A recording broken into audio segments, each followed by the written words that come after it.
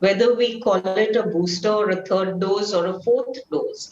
It's very clear that we need to monitor the immune systems of immunocompromised individuals very, very carefully and make sure that they have some level of response to vaccine. We do need specific vaccination strategies, specific management strategies for them. And so far, we have not had that. There is a need and the time is now. That is the word from India's top vaccinologists, doctors, health experts on the third dose or the additional dose for those with poor immunity. At a time when the world has been confronted with the fifth variant of concern, Omicron, there is a growing demand for boosters in India, hoping it would offer further protection to those with compromised immunity. The government has so far said they're studying the need for the additional dose. We'll continue to explore the timing and the need for the boosters going along. There are studies that are in the offing. There are studies that are ongoing, in fact, and there is data that's very systematically being tracked. But the world is in a fix, say experts, and we can't wait, as vaccine hesitancy and complacency are also settling in. There has been a vaccine hesitancy growing over past 1 month. And rather than having at least 1 crore vaccination per day, we are having 50-60 lakh per day. So we need to escalate vaccination. Number 2, we do not know whether this vaccine will protect this variant or not. And therefore, we need to have newer research and see that this variant is also covered in the vaccination program. Urgent need of a third dose, which is now being called as a booster dose, but should be a part of the primary immunization. I think the boosters are extremely important in India. We should have a plan, but the fact is we need to be extremely wary and careful with regards to new mutants.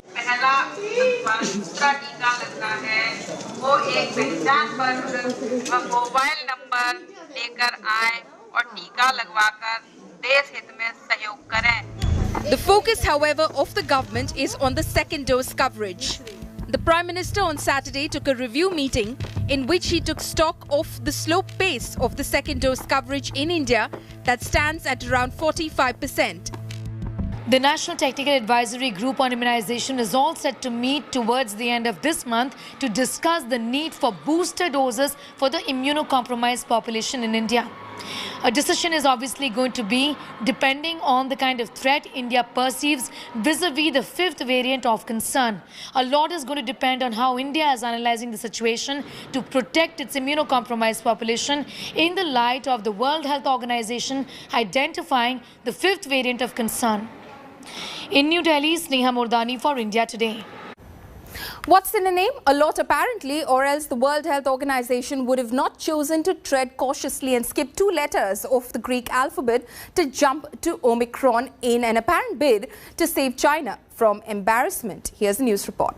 We are announcing B11529 as a variant of concern named Omicron.